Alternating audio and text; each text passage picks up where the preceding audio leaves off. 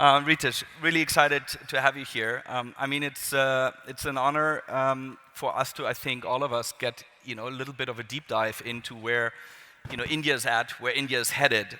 But before we start with that, I mean, we studied together. You had, I guess, all the possibilities after studying in Europe to stay in Europe, to follow a career in London, in whatever, banking, investment banking, tech startup, to join any of that.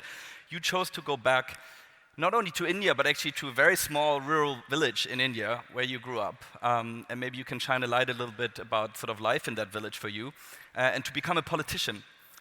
What made you do that? So after studying and, of course, enjoying some of my greatest years here in Europe, when I went back, I felt, one of the reasons going back to India was because it was a booming economy, it still is, and there's far more potential there than probably in any other places in the world.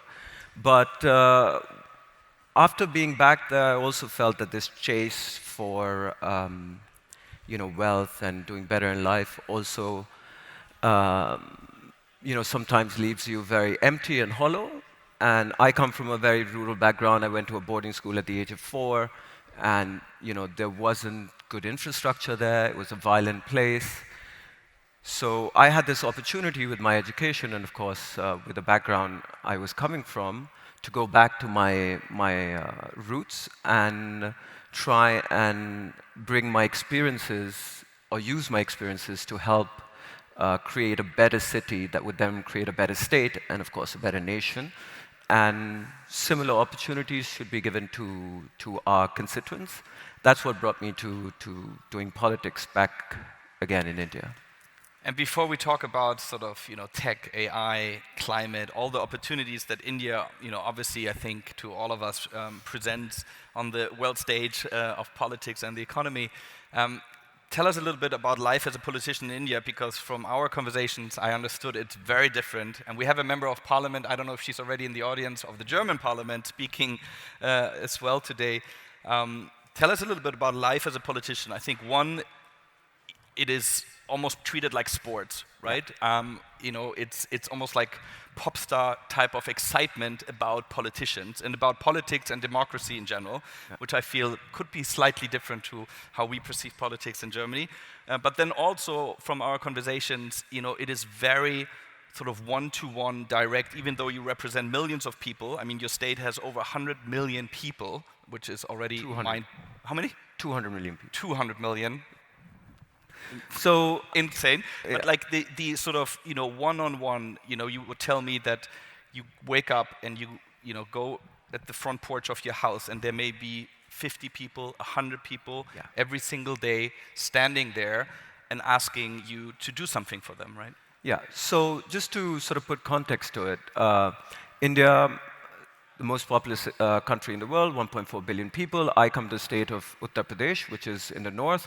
About 220 million people. My constituency has 2.5 million people, about 1.7 million voters. This 2020, when we have the elections in 24, it's going to be around 1.8 million voters.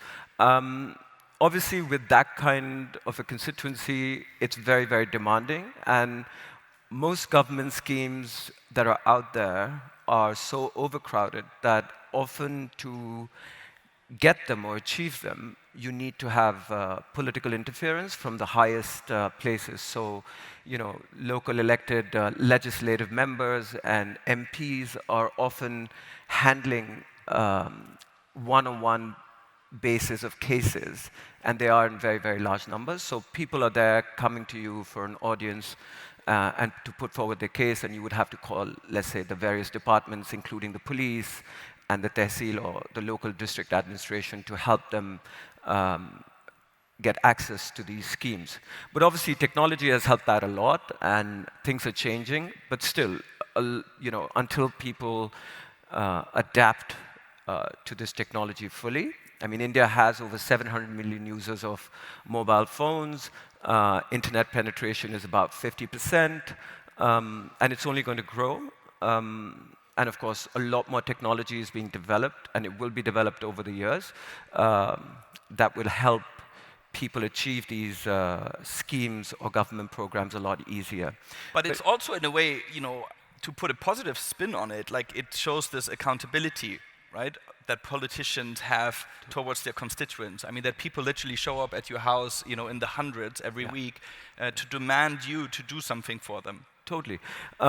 Visibility plays a huge role, and one of the ways you are visible, of course, is by holding court in smaller villages and also being available within your constituency for these interactions. People do come and speak with a lot more authority because you are the highest position that has been sort of been elected by them. And this authority they can't use with the bureaucracy, so to say. The bureaucracy can often shun them. So because of the power of their vote and the fact that you will come back to them in 5 years, it allows them to vent their concerns, their frustrations, and even demand what is rightfully theirs. So it's democracy functioning at a very, very grassroots level, and it works. And just very briefly, because we want to talk tech, obviously, and climate tech and AI, but you just recently did a walk, 600 kilometers? Yeah.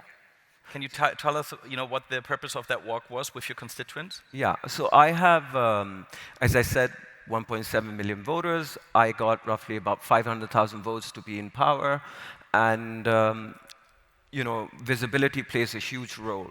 Often, when you do get elected, the perks of the job are so high that you are often just locked in comfortable rooms, cars from one place to the other, and the very people, which is a majority of our population is agrarian, they often get cut off or you can't reach them. So walking through my constituency, which has over 10,000 small hamlets, also meant that I could visibly go out and get their concerns and see how life is on the ground. And that allows me to understand my people a little bit better and take those issues to Parliament. And that also helps my people connect better to their Member of Parliament to see the rich issues that they probably told me about being raised at the highest platform that is there in the country. It builds more confidence in their representative, and also for me, it builds a better understanding for my people. So in order for me to have a longer survival in politics and also at the same point build a better relationship with my people, I think these things are quite necessary. Let's talk India and the future of India. You already mentioned, some sort of macro stats, but maybe tell us, where's the economy at right now, and where is it headed? Because I think you're overtaking Germany. Yeah. Yeah. Very confident. Overtaking Germany in the next, couple of years in terms of GDP, size of the economy. How open is the economy for businesses, for tech companies from, across the world to business? Do you already see a huge influx? Also in terms of diversifying the economy, maybe away from the classic sort of service industries, that we've had for the last few decades? So there are a few factors in this. First of all, to put it into context, one has to understand that before the British came to India, it was the largest economy in the world. We were the richest nations. In 200 years, we were reduced to nothing, and poverty was mainstream. In 75 years of independence, India has really fought back very, very hard to find its historical place in the world. And we just, I think last year we overtook Britain, our colonizers, to be the fourth largest economy in the world. And we will very soon, by 2027, I think it's predicted, before that, to surpass Germany. And, we naturally belong in the league of the bigger nations to compete. It's just natural, historically natural, to be competing with the likes of the United States and China. And that's where the trajectory is. So I don't think anything would be stopping us from going that way, or provided that we are politically as sound as we are today. The second thing is, how does the country sort of diversify and open up to to various sectors within the economy. I think obviously services is a huge arena that India has played in. We are churning out some of the, about 1.5 million engineering graduates every year. We have about 100,000 doctors, MBBS, coming out every year. Maybe 12,000 or so move abroad to give services all across the world. And take over pretty much any Silicon Valley, big tech company. Yes. Most of them have CEOs that Exactly. were actually trained and educated in India, right? So, and the foundation for this obviously was laid right after independence, where India set up the Indian Institutes of Technology, and now also the Indian Institutes of Management. And if you see, a lot of these leaders in the tech world of all these big companies come from these two institutions. And this was the sort of foresight of our leaders at that time, and of course the benefits of that are being reaped right now. But I think a space that where we could really gain more power is within the manufacturing space. And I think with current situations, whether with Ukraine and Russia, and how China is viewing that with vis Taiwan, and if anything sort of happens where China moves in on Taiwan, I think a lot of people are watching India as the next place for a lot of manufacturing being moved there. And of course, India is also gearing up to get, because we have a responsibility for these 1.4 billion people. They need to be not just having better standards of life, but also have productively be involved at work. And manufacturing is one sector where all this could be observed proactively. And how come you have such incredible tech talent? Is this something that is sort of bottoms up, or has this also traditionally been top down in terms of how the government is dealing with education, and specifically education at sort of frontier fields of employment?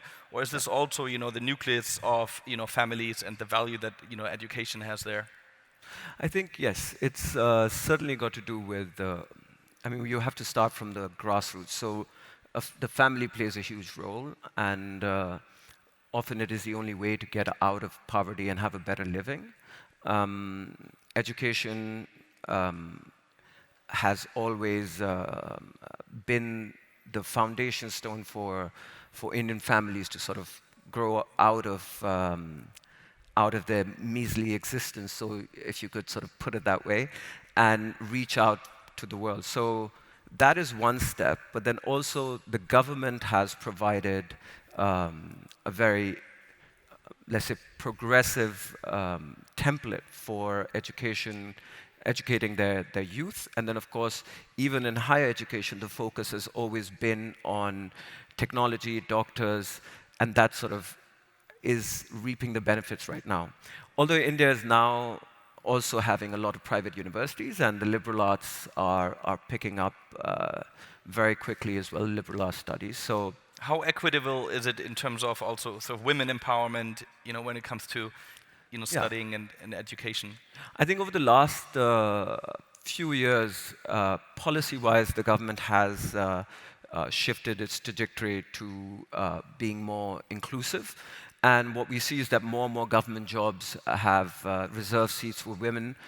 Even at a political level, at a local government political level, 45% of local governance is reserved for women, which makes India one of the highest penetration of women lawmakers at a sort of a local village and municipality level.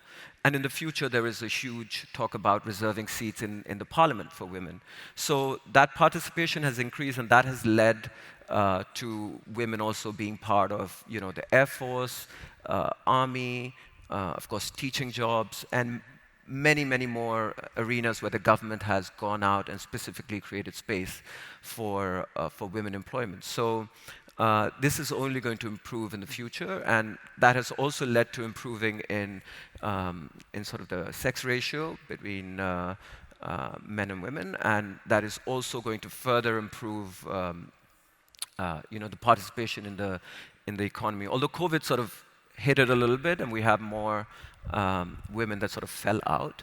And there's a cultural context to it also. As affluence grows, often families in the Indian household have seen that women then, if the family becomes affluent, then women drop out of the workforce and are often involved in assuring to raise a family and stuff like that. So that mindset also has to change in the future. Ritesh, AI, obviously, the topic of our time when it comes to technology.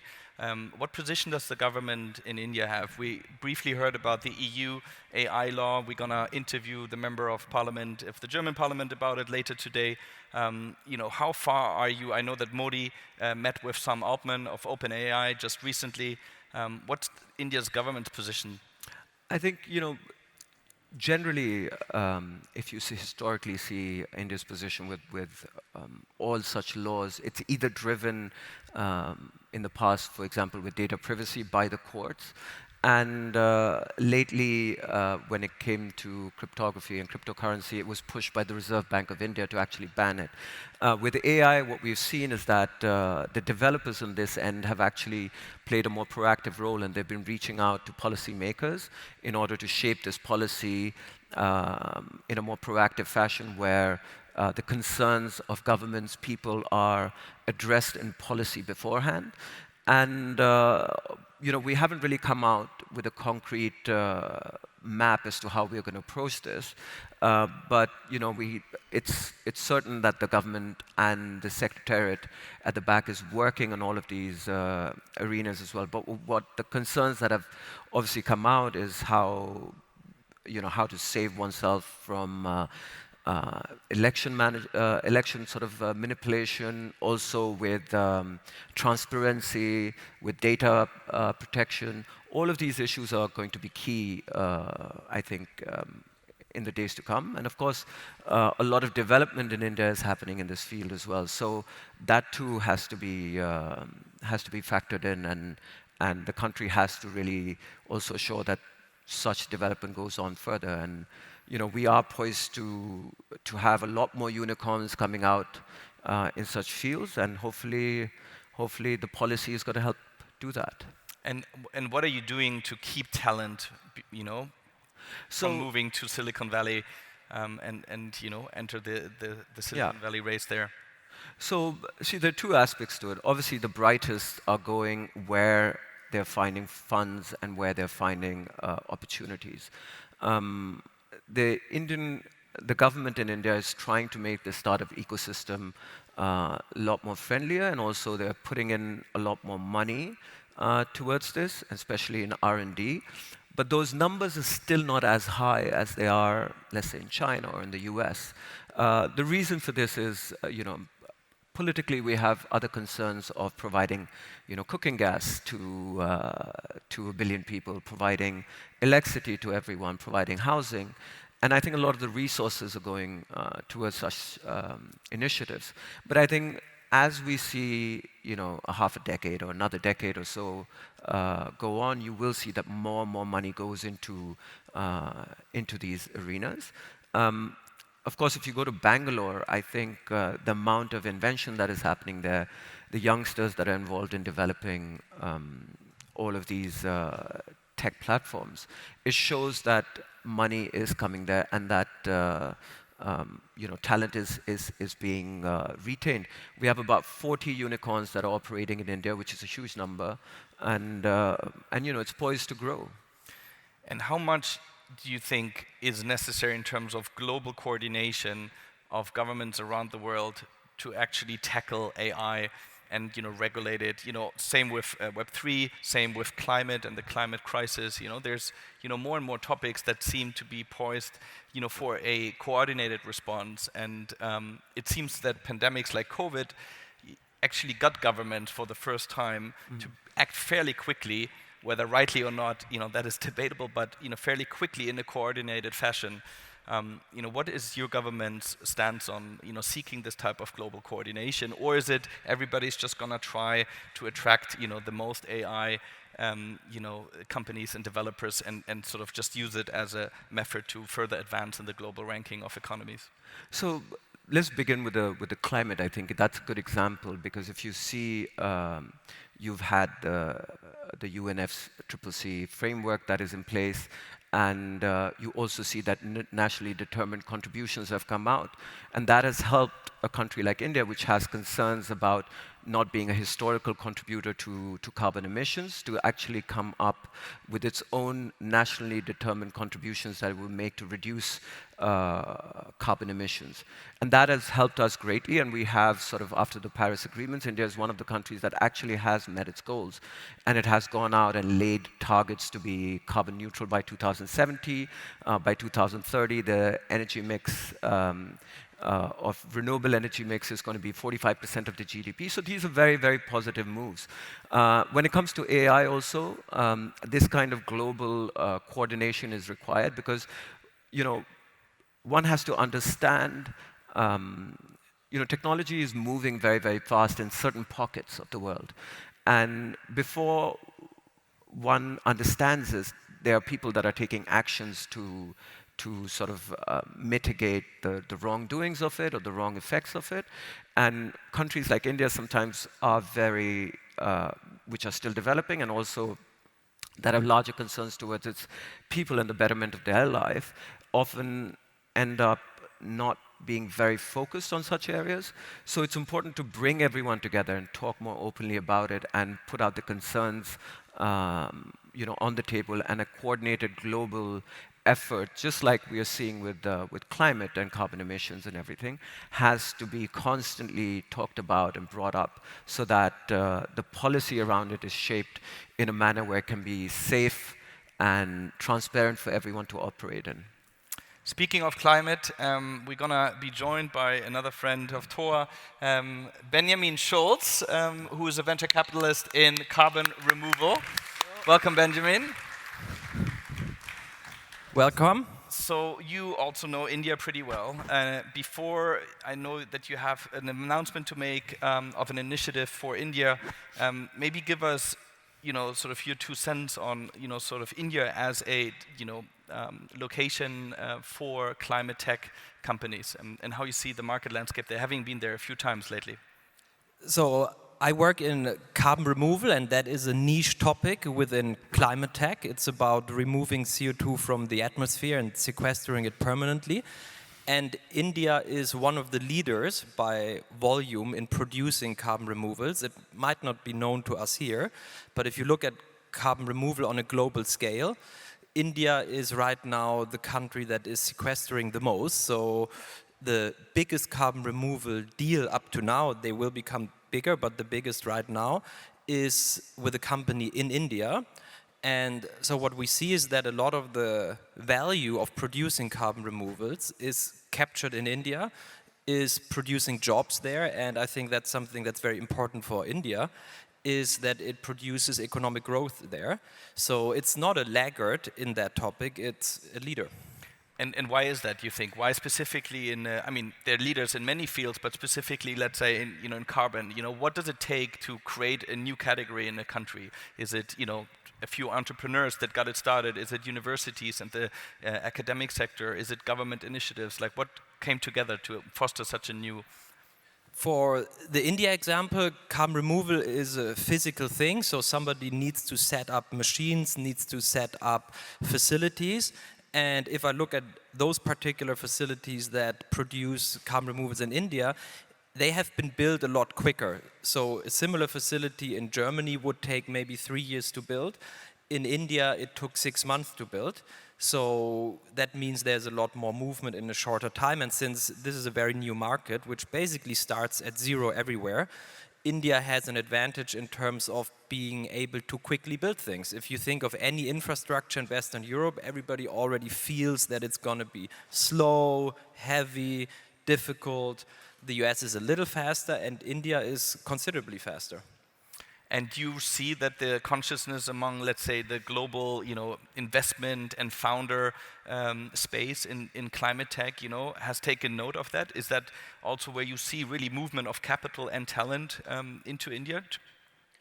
I think taking not enough note of it, but that will change. And a lot of the capital in our field, carbon removal, is orientated globally, so people don't say, I want to invest in Europe, I don't want to invest in the US, I want to invest in the best companies. And so a lot of that will flow to where infrastructure can be built the most quickly. And China is another place where infrastructure can be built very quickly, but it's not accessible to Western capital investments because people feel insecure about it now. And so India is in a very, very good position there. So to summarize, what can Europe learn from India when it comes to, creating or, being part of such a frontier technology field such as carbon removal? Be faster, be accessible to investors. Yeah, I think Western Europe is hugely accessible to investors. Yeah. What we here can't compete with India is the amount of engineers. So let's say you need 50 people to build a plant. And how long would it take you to hire them, qualified people? In India, maybe 2 months. In Western Europe, maybe 3 years. So we cannot compete with that. And the speed of permitting, I think Western Europe also, realistically speaking, cannot compete. But since the climate and the atmosphere is a global topic, for Western Europe or for the US or for any country, it doesn't really matter where CO2 is taken out of the atmosphere. So if we here are slow in building infrastructure, we can also invest in India, and then the sequestering takes place in India. It doesn't matter for the global atmosphere, it's still the same CO2. So I wouldn't look at it as a competition. We have to outdo India. It's one team, you could say. Mm-hmm. And wherever we can build fastest is wonderful. And then somebody from here can go to India, or the money can travel to India. It will have on the physical level the same effect. And have you two, already considered, sort of getting, something off the ground? Maybe something you want to announce, Mr. Benjamin Schulz? Yeah, I think it's even a nice Tech Open Air story, because Ritesh and me got to know at Tech Open Air many years ago, and a friendship grew out of this. And this year we met again in India and created the Carbon Removal India Association, which is a body that brings together all the carbon removal actors in India and also those from outside that are investing and are active in India. So this is now officially announced with this statement. Mm-hmm. And there is, thank you. Yeah.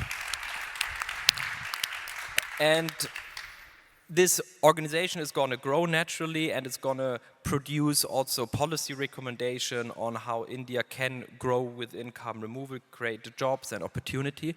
And it wouldn't have happened without Tech Open Air. Can we just maybe get one more, sort of insight from you on carbon removal? You're a true expert. I find it very, admiring and interesting also that you chose to invest in something very, very niche, as some of us maybe have trouble, deciding what is most interesting or moves the needle most in tech.